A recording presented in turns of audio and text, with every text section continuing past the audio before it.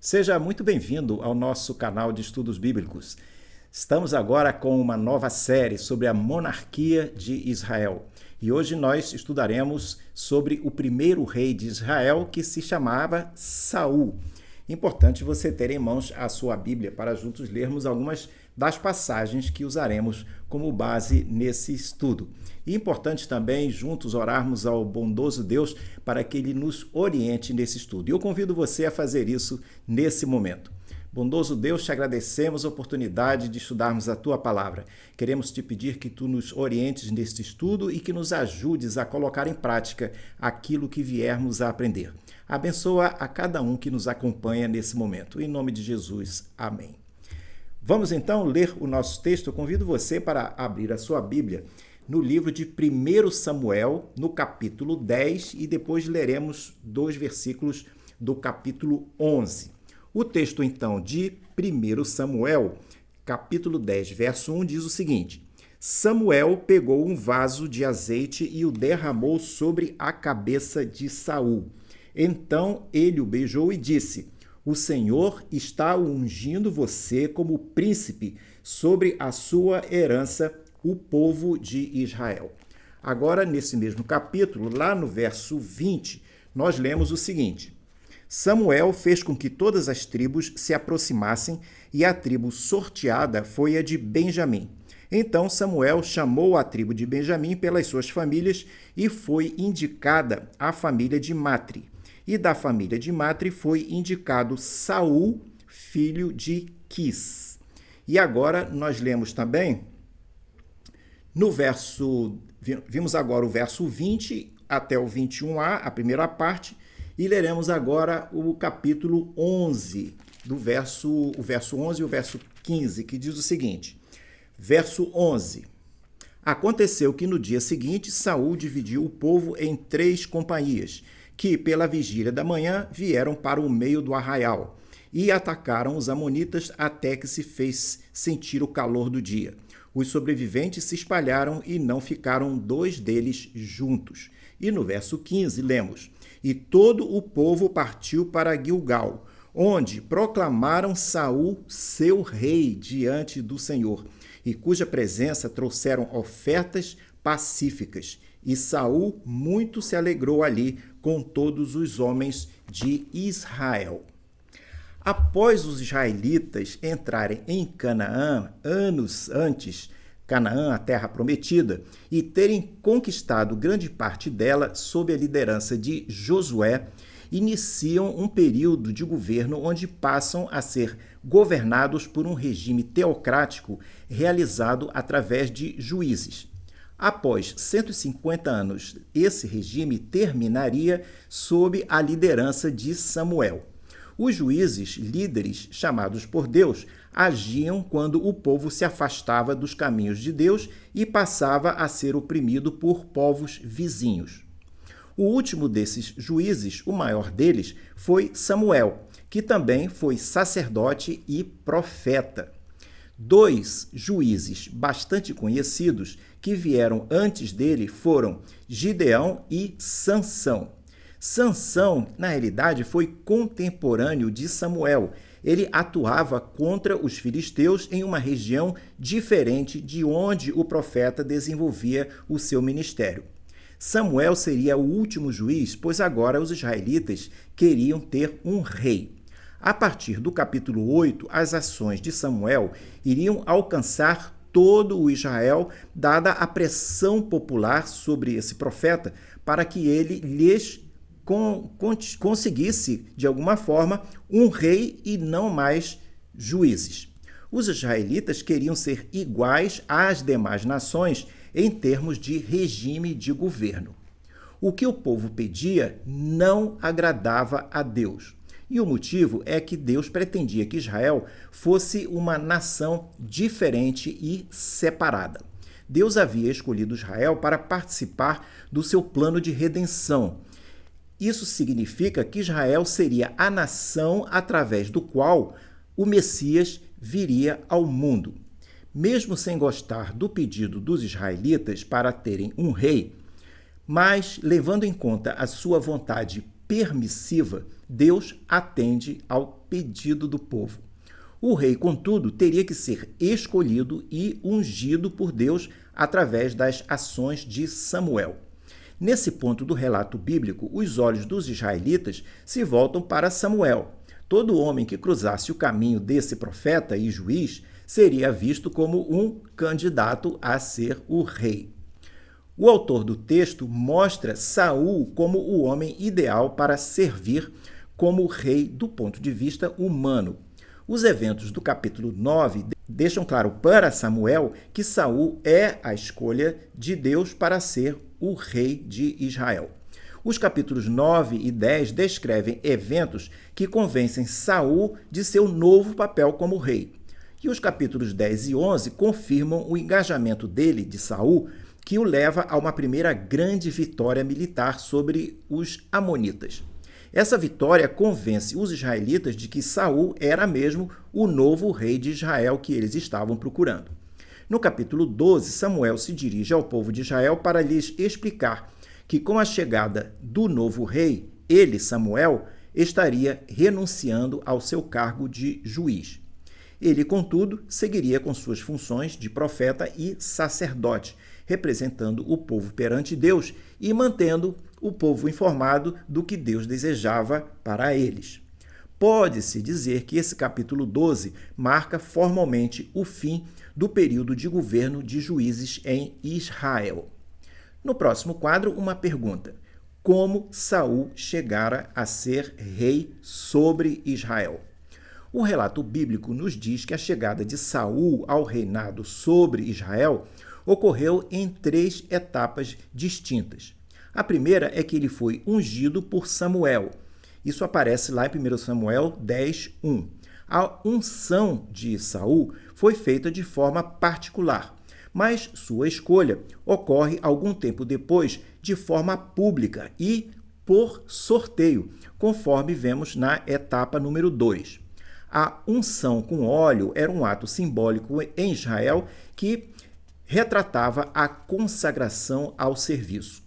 O óleo simbolizava o Espírito de Deus e a unção com óleo representava a investidura desse Espírito para a capacitação da pessoa. Na cultura da época, um representante do Deus de uma nação costumava ungir o rei, a quem o povo considerava, a partir de então, como representante desse Deus na terra. É provável, então, que Saul teria entendido que Samuel o estava separando e dotando-o com o poder de Deus para servir ao povo. A segunda etapa para Saul chegar ao trono é que Saul é escolhido por sorteio público, conforme nós lemos em 1 Samuel 10, do verso 20 a 21. Esse sorteio serviu para mostrar a todo Israel que Saul era a escolha de Deus e não a escolha pessoal de Samuel. A terceira etapa para Saul chegar ao trono é que ele seria confirmado por aclamação após vitória em uma batalha. Isso aparece em 1 Samuel 11:15. Essa confirmação pública pode ser considerada como a posse formal de Saul como rei de Israel, autenticada pelo povo. O que ocorreu nessas 3 etapas foi que, na prática, Samuel deu a Saul 3 sinais. O primeiro é que Deus poderia resolver os problemas do rei. O segundo sinal é que Deus poderia suprir suas necessidades, as necessidades do rei. E o terceiro sinal é que Deus poderia dotá-lo com o poder de que precisava para o serviço de rei. Saul tinha o potencial de se tornar um grande rei em Israel. Samuel o elogiou e a maioria do povo o apoiou. Em 1 Samuel 10, 24, o povo grita: "Viva o rei!" Deus ajudou Saul, inclinando o coração de muitos homens valentes em Israel para apoiá-lo. Alguns, no entanto, não o fizeram, criticando Saul quanto a possíveis faltas de algum aspecto nas suas habilidades. Porém, eles estavam se esquecendo que Javé estava com Saul. Parece que Saul era um homem sábio o suficiente para não exigir que todos em Israel o aceitassem. Tudo indica, porém, que essa crítica quanto às suas habilidades se desfez logo após a primeira vitória de Saul sobre os amonitas, povo vizinho que ameaçava uma das cidades de Israel. É verdade que mais tarde Saul iria falhar gravemente como rei, não porque lhe faltassem habilidades ou sabedoria, mas porque ele simplesmente decide não obedecer a Deus. De início, vemos Saul se comportando de maneira exemplar. No entanto, note que o escritor não faz referências à consideração de Saul pela pessoa de Deus e também não vê sua consideração à palavra de Deus. Por todas as aparências externas, Saul era capaz para servir como rei. E era o que as pessoas queriam, tendo sido exatamente isso o que Deus lhes deu. Embora Deus realmente tenha designado Saul como rei, em última análise, ele não representou uma escolha de Deus, mas uma escolha do povo. Mesmo assim, Deus deu aos israelitas um homem com grandes qualidades pessoais, sabedoria, humildade, sensibilidade e até atratividade física. Deus não fez uma armadilha designando alguém para rei que não tivesse qualidades para que Israel viesse a falhar logo mais à frente. Saul falhou por conta das escolhas que fez, não pela falta das qualidades necessárias para ter sucesso na sua missão, no seu reinado. Muitas vezes, escolhas mal feitas por nós é que nos levam ao fracasso. Esse foi o caso de Saul. No próximo quadro, vemos que a vitória contra os amonitas confirma Saul como rei. Quando consideramos o episódio da batalha que levou Saul a ser aclamado pelo povo, vale observar que era necessário que o rei de Israel fosse não apenas uma pessoa admirável em sua conduta pessoal, mas que também fosse um comandante militar eficaz. Amonitas, que habitavam o lado leste do Jordão, atacam a cidade de Jabes-Gileade. Essa cidade é sitiada e isso abre oportunidade para Saul demonstrar sua liderança militar. Essa localidade também ficava a leste do outro lado do rio Jordão, hoje Jordânia. Os homens de Jabes-Gileade, cercados pelos amonitas, negociam com o rei deles, dos amonitas, que se chamava Naás. Os israelitas propõem a esse rei que iriam se entregar e servi-lo se com 7 dias não conseguissem reforços antes de se renderem. Naás concorda com a proposta, mostrando com isso não temer os homens de Jabes-Gileade, mesmo se conseguissem reforços, pois ele tinha certeza da superioridade militar dos amonitas. Nessa época, é interessante notar, Israel não possuía governo central, não possuía uma solidariedade nacional e também não possuía um exército. Mas o que Naás não contava é que agora Israel tinha um rei no comando.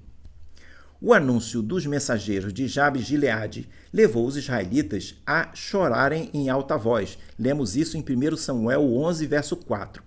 Eles estavam vendo o problema apenas sobre a perspectiva humana, pois haviam esquecido novamente as promessas de que Deus os protegeria se andassem nos caminhos do Senhor. Em 1 Samuel 11, 6, lemos que o Espírito de Deus se apossou de Saul. Com isso, ele fica indignado com a captura de Jabes-Gileade e passa a convocar combatentes de todos os lugares de Israel.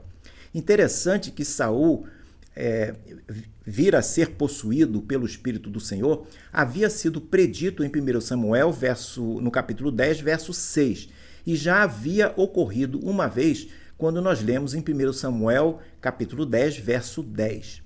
Diferente do que ocorre no Novo Testamento, quando quem aceita Jesus tem a presença do Espírito Santo de forma permanente, no Antigo Testamento, o Espírito Santo agia em momentos específicos na pessoa específica, para ações e para coisas específicas que Deus determinava.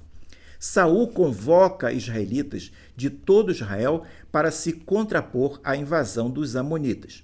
Essa resposta de Saul às notícias dos mensageiros foi bastante apropriada para o rei de Israel, uma vez que os não israelitas estavam atacando o povo da aliança de Deus. A reação forte e determinada de Saul frente àquela emergência fez com que o povo sentisse que o poder de Javé estava se manifestando nele, em Saul, o que fez com que se mobilizassem para lutar, formando um contingente de 330 mil homens. É possível que nessa oportunidade Saul tenha conseguido compor a maior força militar de israelitas desde os dias de Josué. Saul sabiamente divide suas tropas em 3 companhias e ataca de manhã cedo os amonitas que sitiavam a cidade. O rei de Israel e suas forças surpreenderam Naás e seus soldados amonitas, derrotando-os completamente. Com esse sucesso militar, a nação se uniu atrás de Saul. Este foi o terceiro sinal da indicação divina de que Deus havia escolhido Saul para liderar Israel após sua unção e sua escolha pública pelo sorteio. No próximo quadro, nós vemos que a ameaça contínua e persistente dos filisteus continua presente naqueles tempos. Lemos em 1 Samuel, no capítulo 13, verso 1, que Saul já estava em seu 2º ano de reinado. Há debates sobre qual seria a idade real dele no início do seu governo. Algumas traduções de 1 Samuel 13, 1, tais como a Nova Almeida atualizada, não mencionam a idade dele, de Saul. Mas outras, como a Nova Versão Internacional e a versão 21, informam que ele teria 30 anos. Outras apenas dizem que ele era adulto. Alguns estudiosos consideram que ele poderia ter até 40 anos. Há também algum debate sobre o possível tempo de seu reinado, que deve ter durado entre 30 a 42 anos. Essas incertezas de data ocorrem por conta de haver uma degradação de caracteres hebraicos desse texto no manuscrito original do livro de Samuel. 2 elementos, porém, nos ajudam na tentativa de se chegar a tempos plausíveis. O primeiro elemento é a declaração que nós encontramos em Atos, lá no Novo Testamento, capítulo 13, verso 21, que diz que Saul reinou 40 anos. O outro elemento é que Jonatas, filho de Saul, possuía possivelmente 18 anos e ele comandava um contingente militar. Se o governo de Saul durou 40 anos, é possível supor que ele deve ter morrido aos 80 anos. No 2º ano de reinado, o exército de Israel era composto por apenas 3.000 homens. Aquele exército de 330 mil homens que Saul havia formado para vencer os amonitas havia sido desmobilizado. Dos 3.000 homens de Saul, 2.000 estavam com ele num lugar chamado Micmas, na região montanhosa de Betel, enquanto 1.000 estavam com Jonatas, seu filho, na região de Gibeá de Benjamim. O verso 3 diz que Jonatas atacou a guarnição dos filisteus que estava em Gibeá. Os filisteus souberam disso e se mobilizaram contra os israelitas. Os filisteus não eram cananeus, mas eram um povo vindo do mar. Eles passaram a subjugar os israelitas e ocupar áreas dentro de Israel, sendo uma delas o que é hoje a faixa de Gaza. Sansão tivera muitos embates com eles, pois eles mantinham os israelitas subjugados, dado que dominavam a tecnologia do ferro. O ferro era estratégico para fabricação e reparo de armas e ferramentas agrícolas. É possível que os filisteus não pretendessem acabar totalmente com os israelitas, mas queriam mantê-los em sujeição.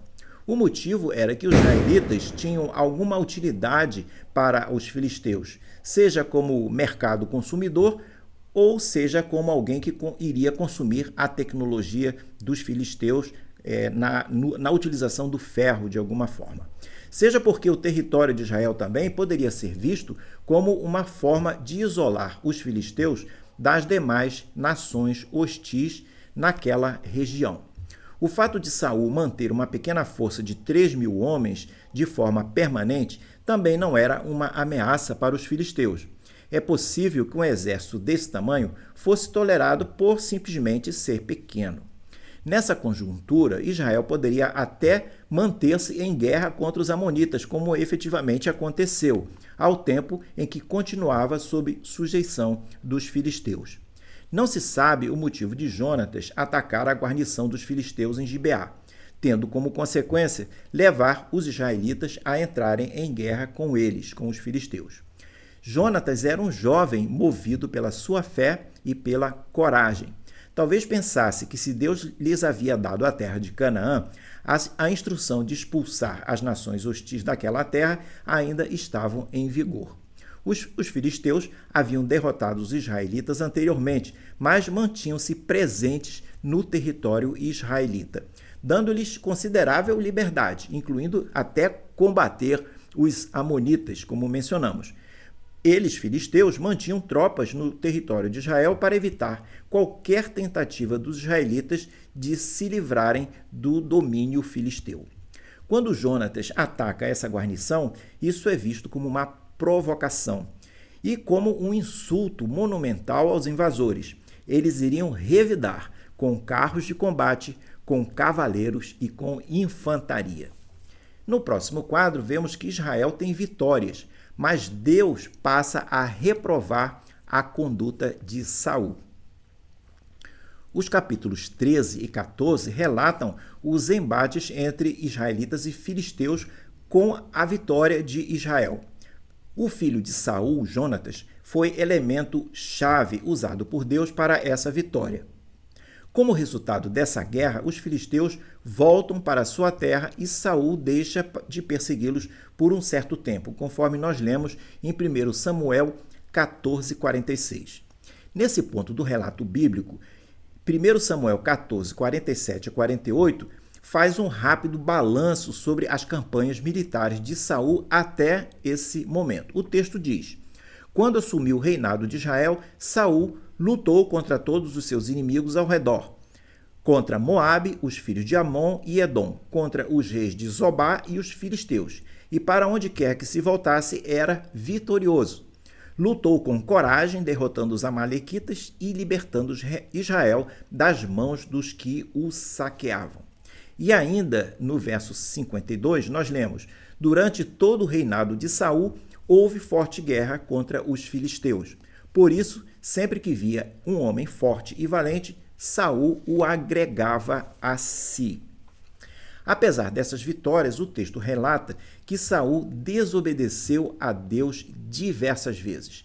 Em 1 Samuel 15, verso 10 a 11, por exemplo, nós lemos: então a palavra do Senhor veio a Samuel dizendo: lamento haver constituído Saul como rei, porque deixou de me seguir e não executou as minhas palavras. Coube a Samuel repreender Saul. Em 1 Samuel 15, 28, nós lemos: então Samuel lhe disse a Saul: hoje o Senhor rasgou das suas mãos o reino de Israel e o deu a alguém que é melhor do que você. Nesse mesmo capítulo 15, nos versos 34 a 35, nós lemos: então Samuel foi para Ramá, e Saul voltou para sua casa em Gibeá. Até o final de sua vida, Samuel nunca mais viu Saul, porém tinha pena de Saul. O Senhor lamentou haver constituído Saul como rei sobre Israel. Os capítulos 13 a 15 de 1 Samuel documentam em várias ocasiões a desobediência de Saul à vontade revelada de Deus. Isso acabou por desqualificá-lo como rei de Israel. Uma dessas desobediências é registrada em 1 Samuel, capítulo 13, verso 8. Saul não espera a chegada de Samuel conforme havia sido instruído pelo profeta de Deus. Ele mesmo, o rei, assumindo o papel de sacerdote, erradamente oferece holocaustos ao Senhor. No próximo e último quadro, nós chegamos à nossa conclusão. Saul teve inúmeras oportunidades em ter Samuel, profeta experiente, atuando como seu conselheiro e intercessor, dado que Samuel orava e recebia orientações do Senhor. Se Saul tivesse tomado decisões calcadas na vontade de Deus e se apoiado mais em Samuel, teria permanecido como rei de Israel. No caso, isso foi exatamente o que Saul não conseguiu fazer. O que ocorre até aqui foi o começo do fim do reinado de Saul. Seu reino duraria ainda vários anos, mas não iria seguir após a sua morte. Em 1 Samuel 13, do verso 13 a 14, lemos o que Samuel disse a Saul: Você cometeu uma loucura, não aguardando o mandamento que o Senhor, seu Deus, lhe ordenou, pois o Senhor teria confirmado para sempre o seu reinado sobre Israel. Mas agora o seu reinado não subsistirá. O Senhor buscou para si um homem segundo o seu coração e já lhe ordenou que seja príncipe sobre o seu povo, porque você não guardou o que o Senhor lhe ordenou. O que Saul fez em seus primeiros 2 anos de reinado apontam para como ele terminaria esse seu reinado. Saul não foi um rei de segunda classe dado por um Deus rancoroso ao povo de Israel. Ele foi alguém plenamente equipado para a sua tarefa e totalmente responsável por seu fracasso. Pode-se dizer que Saul, humanamente falando, foi a melhor opção disponível naquele momento. Ele foi um homem transformado no coração e sobrenaturalmente capacitado pelo Espírito de Deus. Quando Saul andava no Espírito, ele funcionava como o libertador do povo de Deus. Em suas primeiras vitórias, Saul reconhecia que as vitórias que seus exércitos estavam conquistando eram vitórias de Deus e não suas. Na fase inicial do seu reinado, ele era um homem marcado pela humildade. Isso vai mudar muito rapidamente. Mesmo assim, nesse início conseguimos ver a qualidade dele. Um fato relevante a observar é que as falhas de Saul não ocorreram por uma orquestração de Deus, mas elas se deram por conta do fracasso pessoal de Saul em confiar e obedecer ao Senhor. Saul falhou em não se apropriar dos recursos que Deus graciosamente lhe deu para capacitá-lo a governar em justiça e retidão. Muitos crentes hoje falham em suas jornadas porque relutam em andar nos caminhos do Senhor e relutam em se apropriarem dos recursos e das capacitações que Deus oferece. Apesar de todas as suas fraquezas e pecados, Deus usou Saul para libertar Israel da escravidão das nações vizinhas. Se Deus pode usar pessoas como Saul, podemos ter certeza de que ele também poderá nos usar. O fato de Deus não se limitar a pessoas perfeitas deve ser motivo de nossa gratidão a ele. Claro que sermos limitados não desculpa nossas imperfeições ou nossos pecados, mas nos dá a esperança de que Deus poderá utilizar cada um de nós para realizar seus propósitos.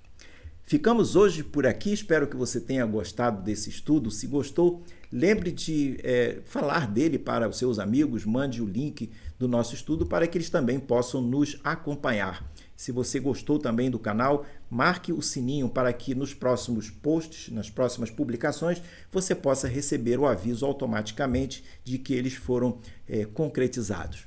No próximo quadro você pode ver o panorama desse estudo sobre a monarquia que nós estamos desenvolvendo. Deixo com você um grande abraço, espero vê-lo numa próxima oportunidade. Até lá!